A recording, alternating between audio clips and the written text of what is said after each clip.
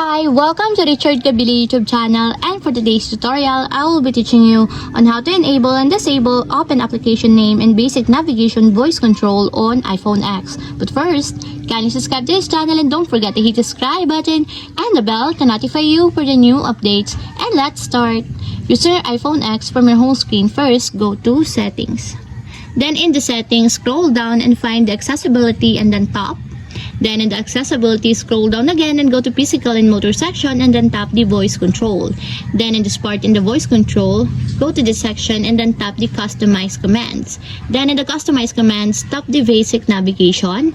Then in this part in the basic navigation, find and tap the open application name.